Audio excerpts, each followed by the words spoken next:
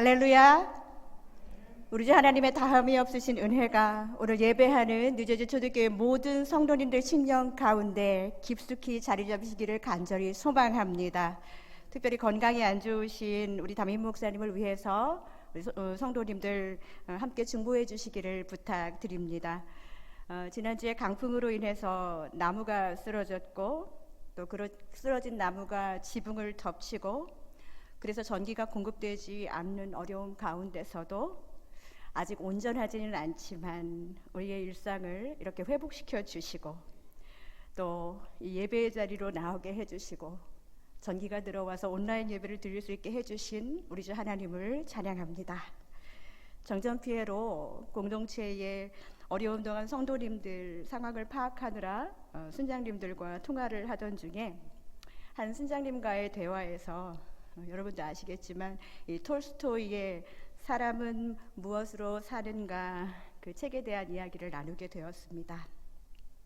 그 책에서 이런 인물이 나와요. 하나님이 시키신 일을 제대로 하지 못한 천사 미하일이라는 인물이 하나님이 제대로 일하지 못했다고 하는 그 벌로 추운 겨울에 이렇게 벌거벗겨서 하늘로 올라가지 못하고 세상에 남게 되지요.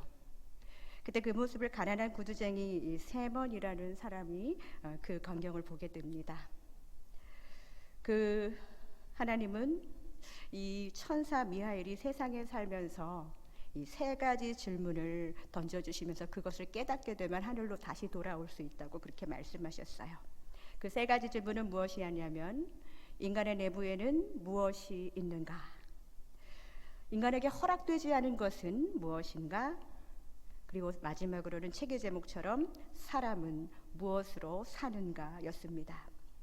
그리고 이 세 가지 질문은 천사 미하일이 6년 정도 세상살이를 하면서 깨닫게 되지요. 저는 이 질문들 중에서 두 번째 질문, 인간에게 허락되지 않은 것은 무엇인가라는 물음을 특별히 한번 생각해 보았습니다. 전하기만 있으면 손안에 모든 것이 다 해결될 것만 같은 오늘을 살아가는 시대에 이 톨스토이가 전하고 싶었던 이 메시지가 여전히 유효하다는 생각이 들었습니다.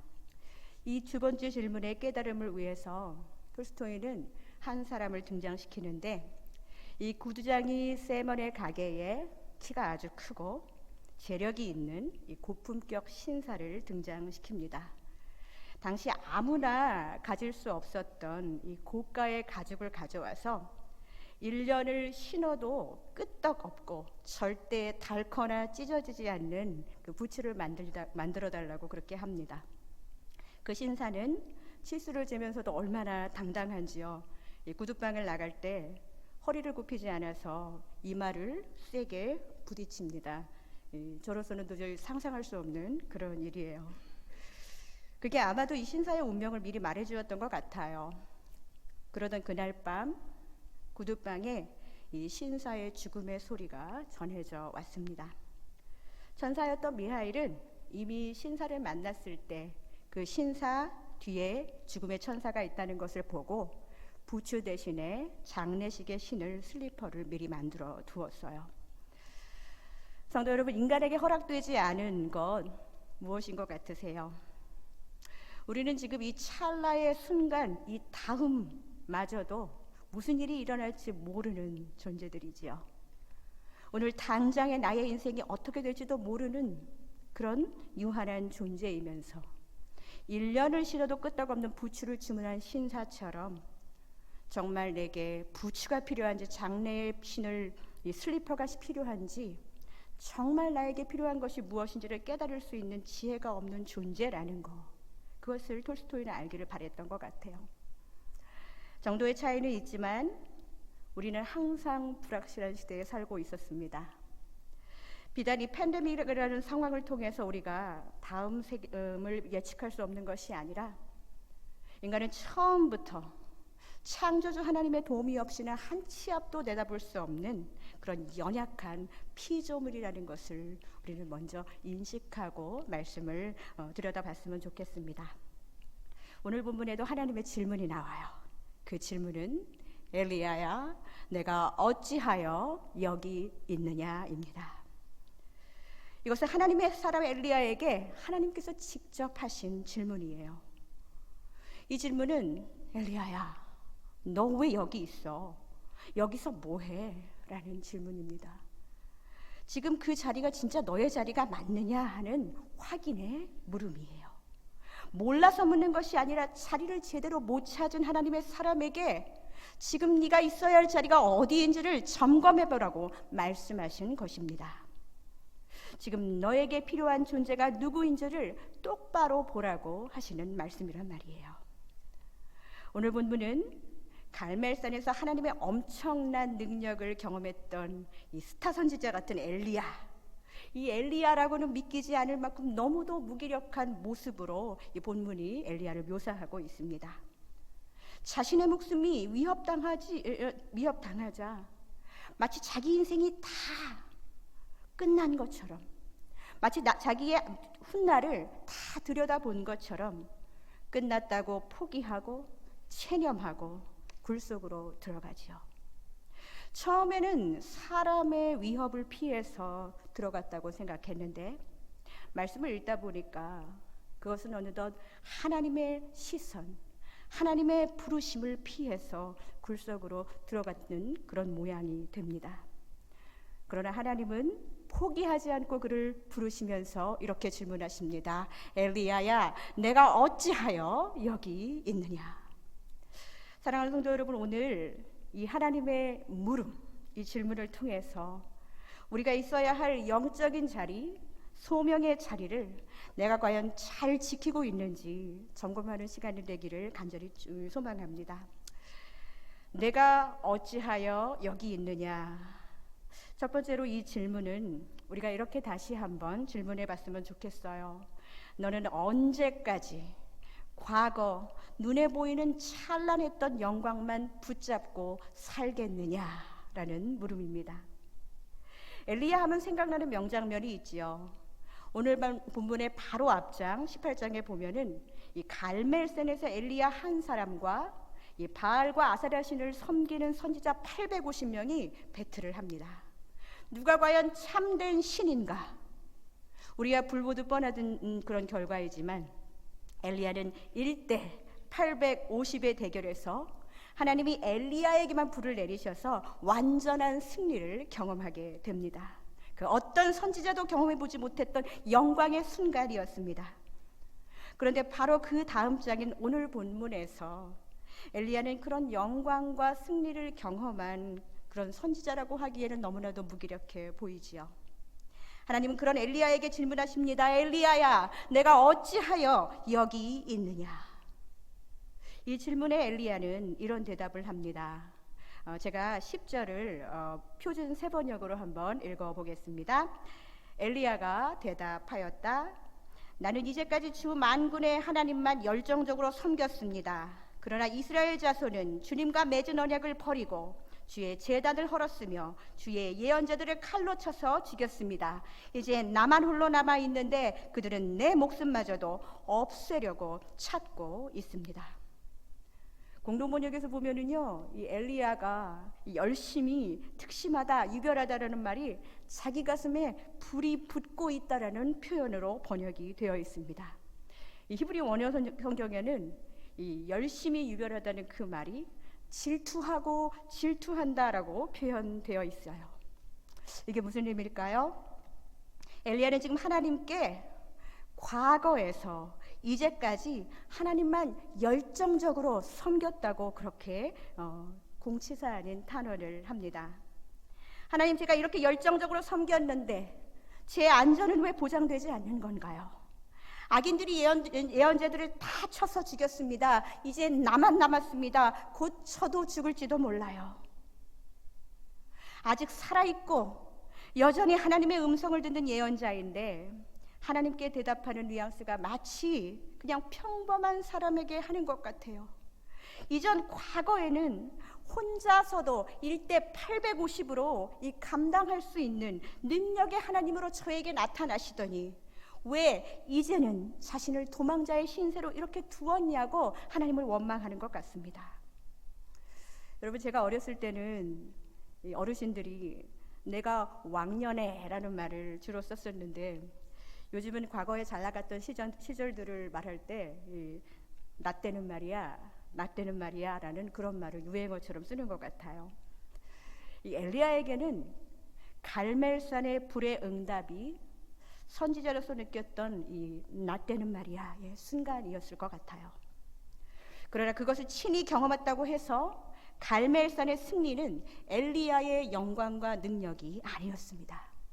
과거에 능력 있게 사역했던 그 갈멜산에서도 지금 도망자의 신세로 숨어있는 이 호렙산의 어느 굴 속에서도 엘리야는 그저 하나님의 뜻을 전달할 수밖에 없는 그냥 인간 예언자일 뿐이었습니다.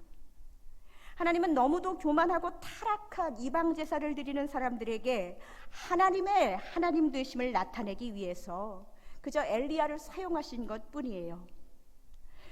보이는 이전의 승리를 계속 경험하지 못한다고 해서 하나님이 달라지신 것이 아니라는 거예요.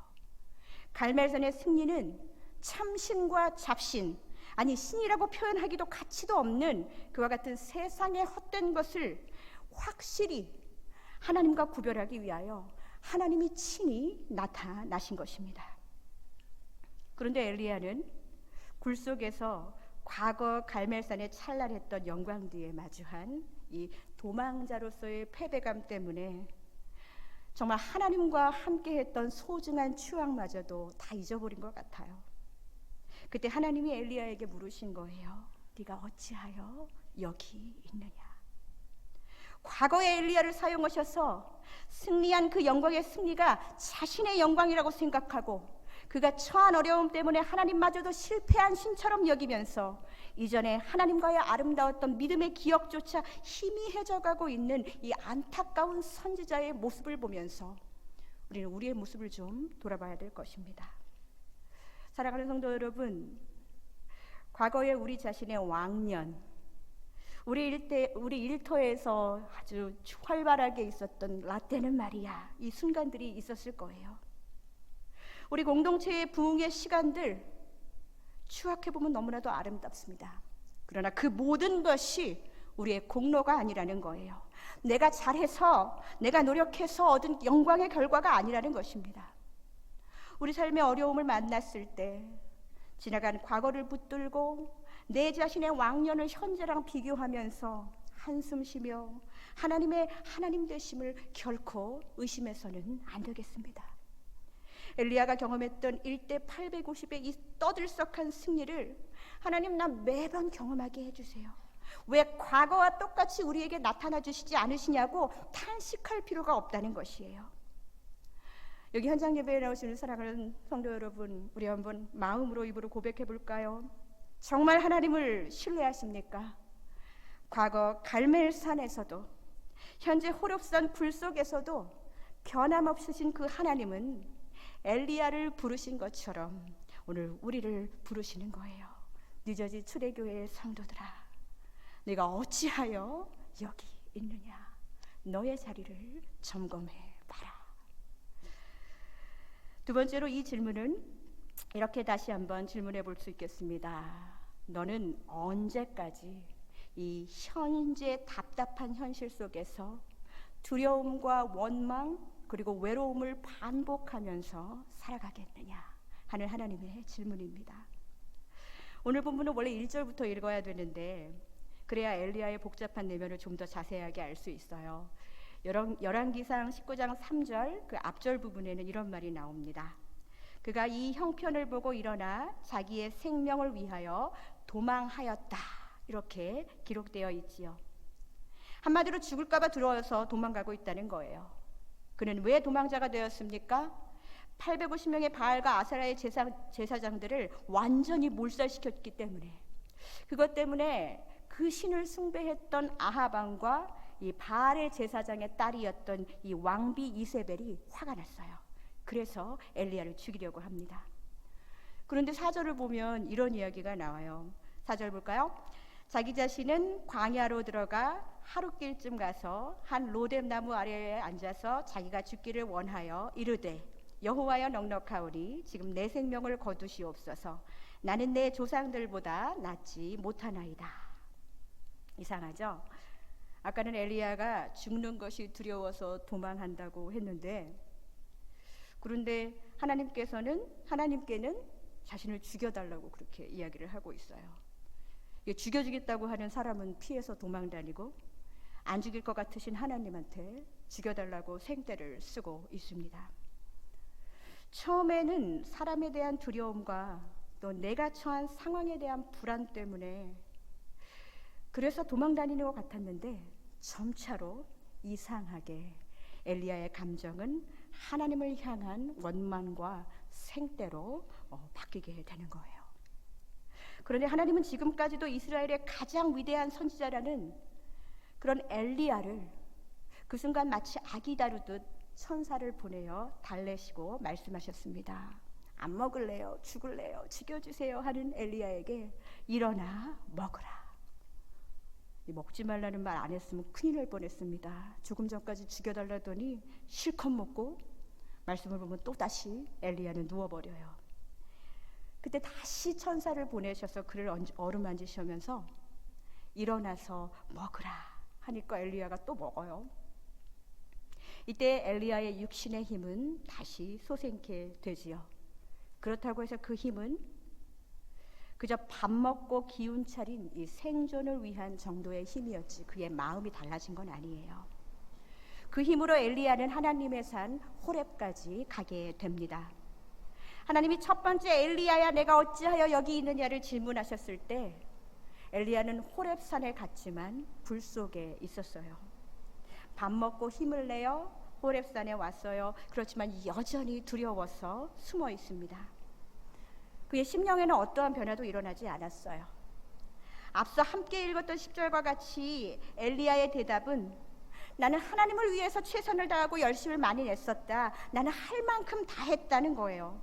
열심히 하나님을 섬긴 대가가 이렇게 도망자의 신세고 내 신변이 이렇게 위협을 받으니까 자기를 쫓는 불의한 자들에 대한 분노와 함께 하나님에 대한 원망이 생긴 거예요. 그리고 말합니다. 하나님, 오직 나만 남았어요. 하나님, 나 외로워요. 하나님을 신뢰했던 결과가 더 깊은 고립감과 외로움이에요.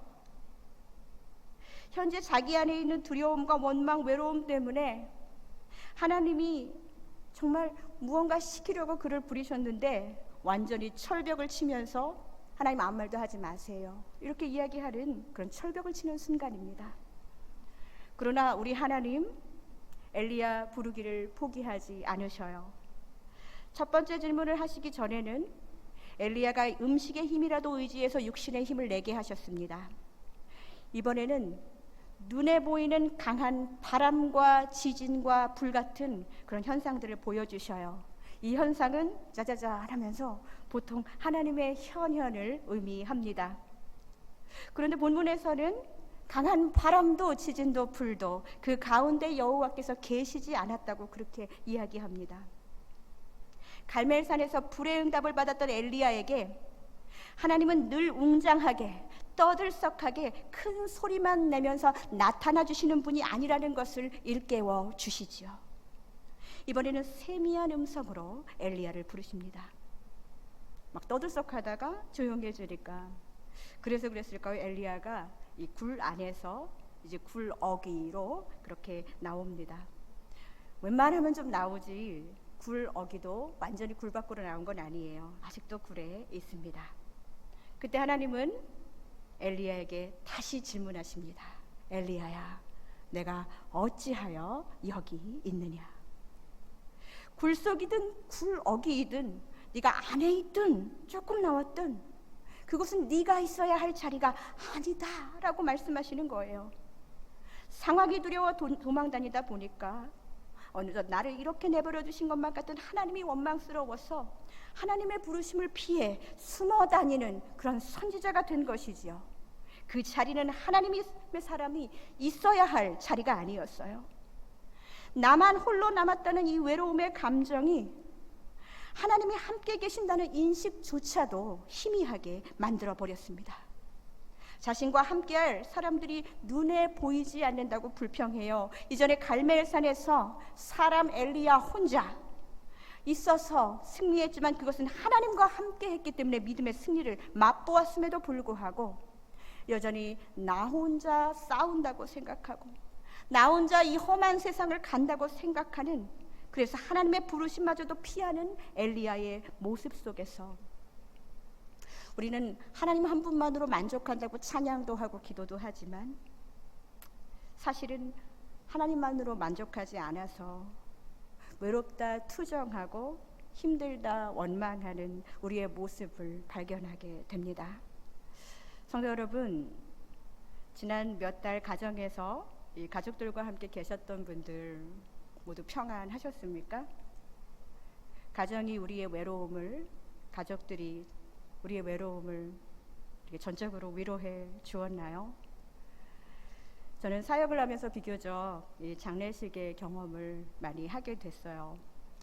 한 4년 전쯤에 어떤 장례식을 가도 저는 많이 우는 편이고 장례가 마음이 아프지만 너무나 안타깝게 별세하신 성도님들의 물림의 그 유가족을 위로하면서 제가 남아있는 어린 자녀들을 보고 함께 울다가 지쳐서 집에 돌아왔습니다.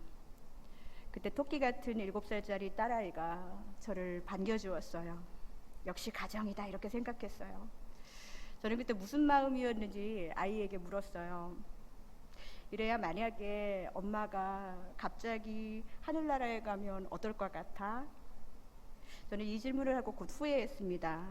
괜히 어린 것한테 상처 주는 이야기, 슬픈 얘기해서 아이가 울면서 엄마 가지마, 엄마 이렇게 먼저 그런 말하면 어떡해, 놔두고 가지마, 이럴까봐 괜히 그렇게 물었나 걱정했어요. 그때 제 딸이 저를 바라보면서 이렇게 얘기합니다. 엄마, 그럼 Can I have your cell phone? 그럼 내가 엄마 셀폰 가져도 돼? 이렇게 물어보는 거예요. 제가 너무 황당했어요. 엄마 no worry, 내가 잘 쓸게, 땡큐 엄마, 이렇게 말하는 거예요. 저는 그때 하나님의 세미한 음성을 들은 것 같아요. 저에게는 항상 어린 자녀들 목사로서 늘 엄마 노릇을 못하는 마음의 불안함과 죄책감, 이런 상황은 아무도 이해해주지 못할까요라고 생각하면서 스스로 외로웠었어요. 그런데 그것이 하나님의 소명을 피할 수 있는 이유가 되지 못했다는 것을 깨닫게 되었습니다. 저는 초대교회 오기 전에 조금 사역을 잠시 내려놓았던 순간이 있었어요. 계속해서 저를 부르시는 하나님의 질문, 최 목사야, 네가 어찌하여 여기 있느냐, 그 말씀이 들려지고 느껴질 때마다 이렇게 있었어요. 사람들은 제가 사역을 쉬고 있을 때 저를 보면서 You deserve it, 그래 너는 이제 쉬어도 돼 라고 저를 위로해 주었어요. 그래서 제가 하나님보다 사람들을 더 많이 만나고 다녔던 것 같아요. 내가 하나님 일 안 해도 된다는 정당성, 그것을 피해가기 위해서 나를 많이 동의해주고 나의 상황을 충분히 이해해주는 그런 사람들에게 위로를 받으면서 소명의 자리로 다시 돌아오기까지 시간이 좀 걸렸습니다. 사랑하는 성도 여러분, 기도 없이, 말씀 없이, 하나님 없이 생각하다 보면 하나님의 일은 해야 할 이유보다 하지 못할 이유가 훨씬 더 많이 있어요. 우리는 그 방면에 엄청난 소질을 가지고 있습니다.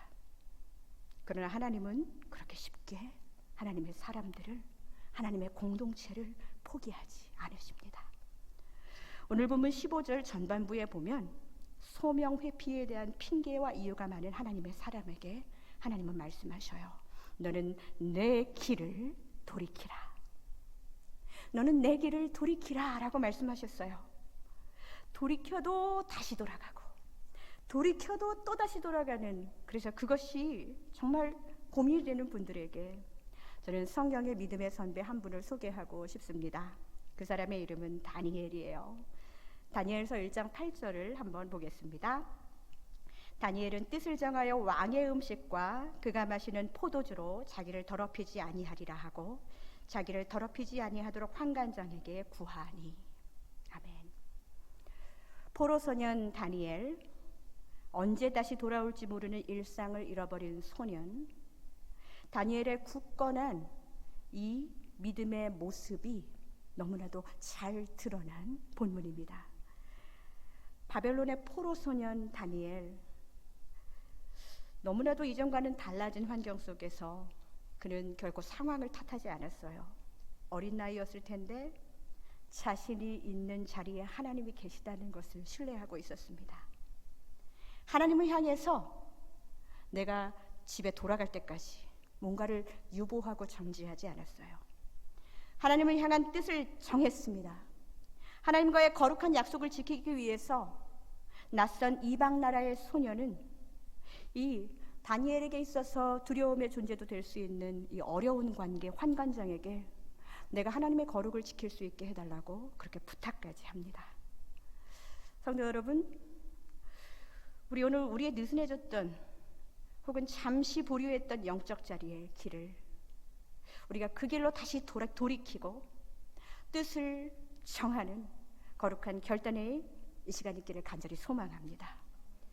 혹시 뜻을 정하는 것 때문에 다니엘처럼 누군가의 양해를 구해야 할 일이 있다면 그것도 그렇게 하시고 도움을 구하세요. 코란틴 이전에는 매일 새벽마다 예배당에 나와서 기도했던 내가 언제부터인가 그냥 적당히 잠옷 입고 침대에 누워서 이어폰만 끼면 음악 듣듯이 새벽 예배 들으시는 분들 혹시 안 계십니까? 어떻게 그렇게 잘하냐고요? 한 번 그런 적이 있었어요. 성가들을 섬길 때 목젖이 보이도록 찬양했던 내가 온라인 예배를 드리면서 어느덧 듣는 찬양, 보는 찬양, 이게 마음의 찬양이라고 그렇게 생각하면서 찬양을 쉬고 계신 우리 예배자님들, 길을 돌이켜 뜻을 정하고 하나님이 여기에서 함께 찬양하게 했던 그 소명을 여러분의 삶의 자리 가운데서도 감당하시기를 축복드립니다. 내가 어찌하여 여기 있느냐?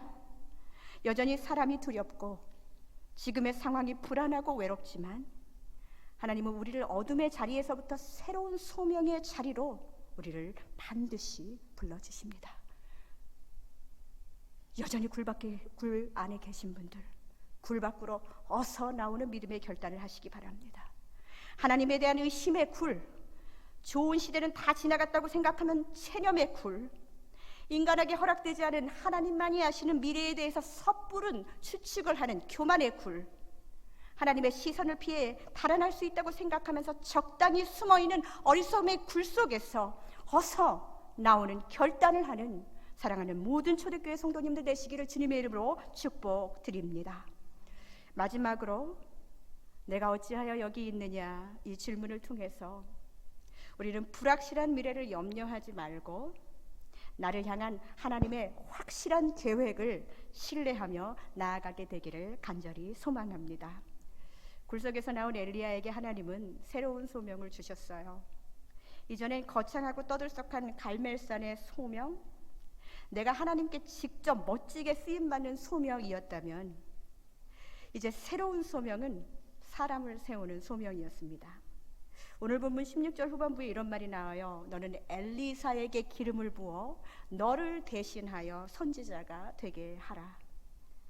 갈멜산에서 뜨거운 하나님의 임재를 경험했던 왕년의 엘리야가 다시 힘을 얻어서 굴 밖으로 나와서 한 일은 자기가 쓰임받는 게 아니라 자신을 대신할 다음 세대 선지자를 세우는 일이었어요. 이전에 크고 웅장한 모습으로 내가 하나님의 일을 다시 하지 못한다고 해서 하나님의 이르심을 결코 보류하거나 우리의 소명이 결코 스탠바이 모드로 멈춰서 있어서는 결코 안 되는 것입니다. 하나님은 어떠한 상황 가운데서도 사람을 세우시고 제자 삼고 훈련시키시는 그와 같은 계획을 하고 있다는 거예요. 하나님이 나에게 사명을 주셨다는 이 한 가지는 정말로 확실한 하나님의 계획이라는 것입니다. 이를 위해서는 삶의 자리에서 우리는 하나님을 예배하는 자로, 온전히 예배하는 자로, 신앙 공동체의 다음 세대를 세우는 사랑의 헌신이 어느 자리에서든 일어나야 할 줄로 믿습니다. 설교 첫머리에 말씀드렸던 책 사람은 무엇으로 사는가, 이 질문의 마지막 답은 사람은 무엇으로 사는가? 여러분 다 아시죠? 바로 사랑이었어요. 그런데 천사가 보았던 그 사랑의 범위는 나와 내 가족에 대한 사랑이 아니었습니다. 천사가 마지막 답을 사랑이라고 깨달았던 그 순간은 출산한 지 3주 만에 자신의 아이를 잃은 한 여인이 엄마를 여인 쌍둥이 아가들에게 젖을 물려요. 젖을 물리면서 점점 사랑이 깊어져서 진짜 가족이 됩니다. 그리고 너무너무 사랑하는 모습을 보면서 천사는 사람은 무엇으로 사는가의 마지막 대답, 사랑을 알게 되지요. 소중한 사람을 잃어버린 상실감과 외로움을 이길 수 있는 방법은 사랑이라는 거예요. 하나님 사랑하는 그 힘으로 사랑을 하라는 말입니다. 엘리야가 하나님께 외로움에 대해서 나만 혼자 남았어요라고 호소했을 때 하나님 이렇게 말씀하셨습니다. 오늘 본문 18절에 보면 그러나 내가 이스라엘 가운데 7,000명을 남기리니 다 바알에게 무릎 꿇지 아니하고 다 바울에게 입맞추지 아니한 자니라. 지금 어디선가 엘리야처럼 외롭게 하나님을 예배하며 뜻을 정하여 하나님만을 사랑하는 믿음의 동역자들을 하나님 반드시 남겨주셨다는 것입니다. 믿음의 공동체를 더 단단하게 묶는 것은 연약한 사람들끼리 계획하고 사랑하는 것이 아니에요. 하나님의 사랑이 믿음의 공동체를 더 굳세게 묶습니다. 바알에게 무릎 꿇지 않은 예배자들처럼 하나님만을 사랑하고 온전히 신뢰하는 성도의 공동체는 그 어떤 악의 권세도 그 어떤 위협적인 상황 속에서도 하나님의 사랑을 잃어버릴 수 없다는 것입니다. 바울은 고백했습니다. 내가 확신하노니 사망이나 생명이나 천사자들이나 권세자들이나 현재일이나 장래일이나 능력이나 높음이나 기품이나 다른 어떤 피조물이라도 우리를 우리 주 예수 그리스도 안에 있는 하나님의 사랑에서 결코 끊을 수 없으리라.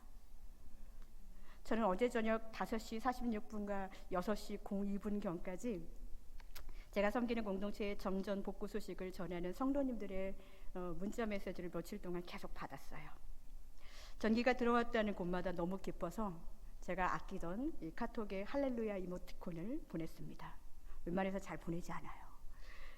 긍휼사역부에서 준비해 주신 도시락을 이 교역자님들과 장로님들과 함께 배달을 했는데요. 그렇게라도 오랜만에 만날 수 있는 성도님들 너무너무 좋았습니다. 제가 댁에 가겠다고 했더니 괜찮다고 하셨던 집사님들도 동네에 이 제너레이터가 돌아가서 너무너무 시끄러웠어. 그리고 마스크까지 써서 제대로 대화할 수도 없었는데도 서로 도시락을 주고받으면서 누가 먼저랄 것도 없이 그냥 서로를 바라보면서 울었어요. 저는 마음으로 이 음식을 통해서 믿지 않는 집사님의 가정이 교회 공동체의 환대와 사랑을 경험하고 그것이 하나님의 사랑을 느끼게 되는 거룩한 통로가 되게 해달라고 기도했습니다. 여전히 저는 꽉 찬 예배당에서 말씀 전하면서 모두가 함께했던 이전의 사역 그립습니다. 그렇게 회복되기를 원해요.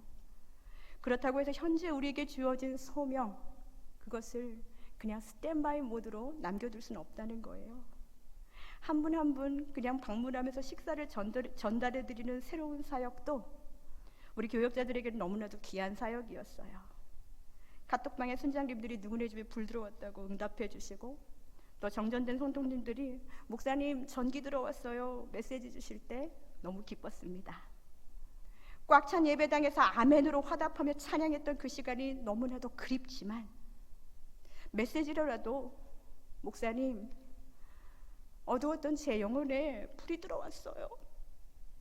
캄캄했던 제 심령 가운데 하나님이 빛을 비춰주셨어요 라는 영혼의 정전 복구 메시지 그것도 꼭 받고 싶습니다.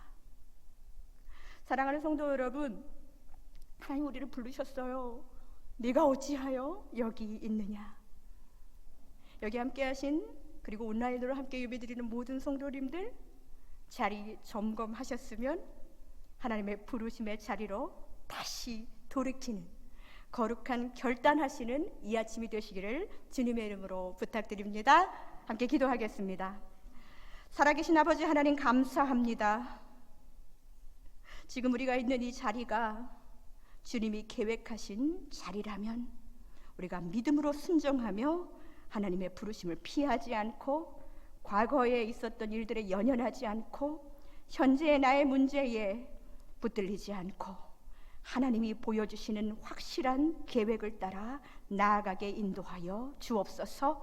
우리를 불러주신 주님의 은혜에 감사드리며 주 예수님의 이름으로 기도합니다. 아멘.